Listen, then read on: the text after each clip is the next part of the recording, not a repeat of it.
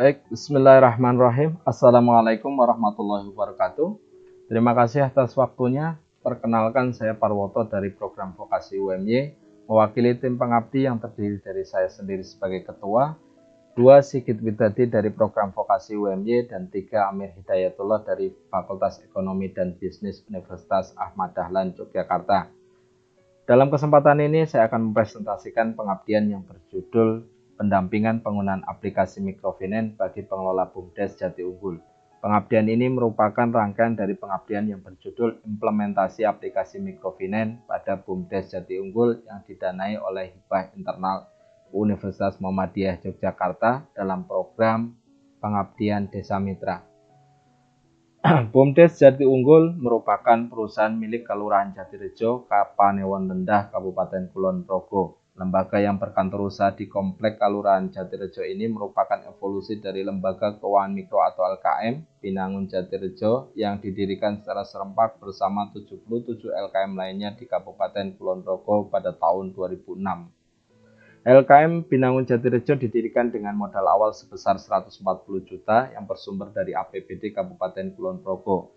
Sistem pencatatan keuangan yang digunakan saat itu berbasis kas dan cash atau cash basis dengan pengelolaan keuangan menggunakan aplikasi MS Excel.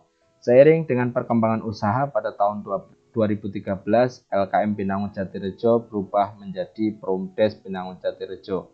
Sistem keuangan berubah dari cash basis menjadi accrual basis berdasarkan petunjuk teknis pelaporan keuangan dari Dewan Pembina LKM tahun 2010 dan diperbarui tahun 2013, di mana BUMDes dituntut untuk menyajikan laporan keuangan yang meliputi laporan rugi laba, laporan perubahan modal, neraca, arus kas, dan laporan kolektibilitas yang cukup rumit. Namun aplikasi yang digunakan masih berbasis spreadsheet atau Microsoft Excel. Meningkatnya tuntutan laporan dan tingkat layanan nasabah serta minimnya sumber daya yang diperoleh yang boleh direkrut oleh lembaga. Pada tahun 2014 tim pengabdi saya dan Pak Sigit membuat aplikasi LKM yang didanai oleh Ristek Dikti melalui program IBM bagi LKM. Aplikasi LKM kental dengan proses akuntansi berbasis akrual merujuk pada Juknis Dewan Pembina LKM tahun 2013. Aplikasi LKM sukses diimplementasikan dan digunakan mulai tahun 2015 oleh BUMDes Binangun Jati Unggul. Pada tahun 2016, BUMDes berubah badan hukum menjadi BUMDes Binangun Jati Unggul, di mana BUMDes Binangun Jati Unggul yang bergerak di sektor jasa keuangan masuk menjadi bagian BUMDes Jati Unggul sebagai unit jasa keuangan. Perubahan ini berdampak pada aplikasi LKM yang digunakan, sehingga puncaknya pada tahun 2019 tim pengabdi memutuskan menyesuaikan dan menyempurnakan aplikasi LKM menjadi aplikasi mikrofinance. Hal ini dilakukan karena aplikasi LKM tidak lagi mampu menampung perubahan kebijakan yang terjadi akibat perubahan badan hukum tersebut. Aplikasi mikrofinance ini dilengkapi dengan otomasi proses akuntansi berbasis akrual berdasarkan SAK ETA. Merujuk pada Winarno 2006 dan Yadaf 2017, meskipun belum sesempurna aplikasi lainnya, aplikasi ini dapat dikategorikan sebagai aplikasi sistem paket atau expert system dengan artificial intelligence di dalamnya.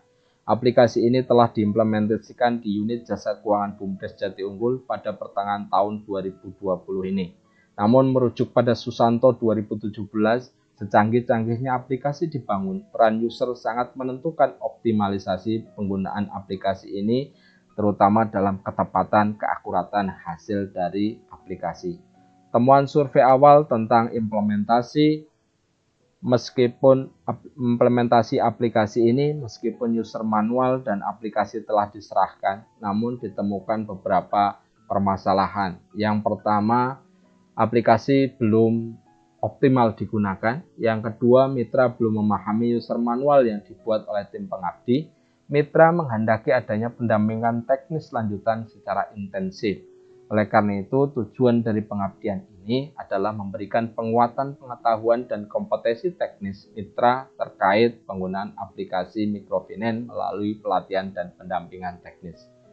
Rumusan masalah yang diajukan dalam pendampingan ini dalam pengabdian ini. Yang pertama adalah apa permasalahan utama yang dihadapi oleh mitra. Yang kedua, apa saja yang perlu mendapatkan penguatan. Yang ketiga, bagaimana metode pelatihan yang tepat dilakukan. Kemudian yang keempat, bagaimana pendampingan teknis yang tepat dilakukan. Yang kelima, bagaimana dampak pelatihan dan pendampingan teknis yang harus dilaksanakan. Metode pelaksanaan, tim pengabdi menggunakan 5 tahap. Yang pertama, survei dan diskusi lanjutan. Yang kedua, penyusunan materi dan pendampingan. Yang ketiga, tahap pelatihan. Yang keempat, pendampingan teknis. Yang kelima, pelaporan hasil. Hasil dan implikasi survei dan diskusi lanjutan. Dalam tahap ini, mitra diketahui bahwa mitra diperoleh data bahwa mitra belum memahami yang pertama logika proses data dan fungsi masing-masing menu.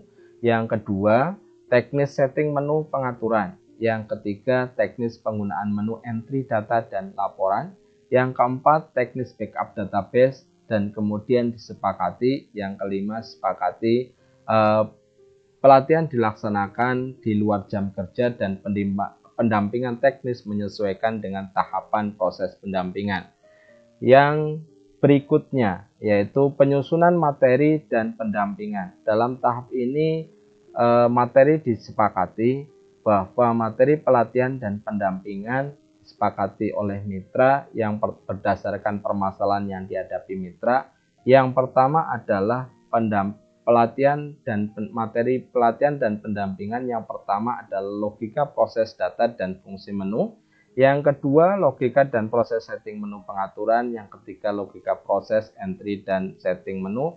Yang keempat adalah teknis backup database. Pelatihan dilakukan selama 6 hari dengan 3 jam per hari. Kemudian metode yang digunakan adalah problem based learning. Kemudian dari sini diperoleh hasil bahwa pengetahuan mitra setelah mengikuti pelatihan dalam proses penggunaan aplikasi itu meningkat. Kemudian pendampingan teknis. Pendampingan teknis dilakukan dalam 3 tahap. Yang pertama adalah tahap setting aplikasi yang dilakukan selama 3 hari dan 3 jam masing-masing hari.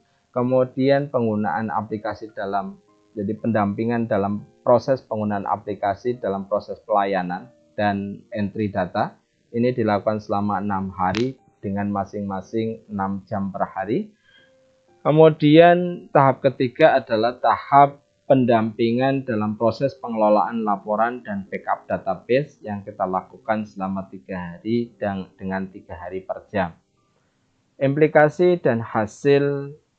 teknis dari hasil pendampingan. Yang pertama, kemampuan teknis mitra dalam menggunakan aplikasi meningkat signifikan. Yang kedua, kinerja pelayanan semakin efisien. Yang ketiga adalah proses pelaporan keuangan semakin cepat, tepat, dan sesuai dengan standar akuntansi. Berikut adalah tabel progres peningkatan pengetahuan mitra, di mana dari kurang paham sampai akhirnya setelah mengikuti pelatihan menjadi paham dalam beberapa derapan spek yang kami uji, yang kami lakukan, yang kami ambil. Kemudian dalam proses pendampingan diketahui dari tabel ini bahwa dari sebelumnya kurang mampu menjadi mampu di 8 proses tahapan ini sesuai dengan materi pelatihan dan pendampingan. Kemudian kesimpulan dari program pengabdian ini, yang pertama adalah mitra membutuhkan penguatan, pengetahuan, dan kemampuan teknis dalam penggunaan aplikasi microfinance. Materi yang dibutuhkan meliputi logika proses dan menu, fungsi menu, logika proses dan setting menu pengaturan, logika teknis entry data dan setting menu pengaturan, dan terakhir adalah teknis backup database. Yang ketiga, pelatihan terlaksana dengan baik menggunakan metode PBL. Yang keempat, pendampingan teknis terlaksana dengan baik menggunakan pendekatan pendampingan langsung. Yang kelima adalah setelah mengikuti pelatihan dan pendampingan teknis, pengetahuan dan kompetensi teknis mitra meningkat cukup signifikan. Demikian yang bisa saya sampaikan. Assalamualaikum warahmatullahi wabarakatuh.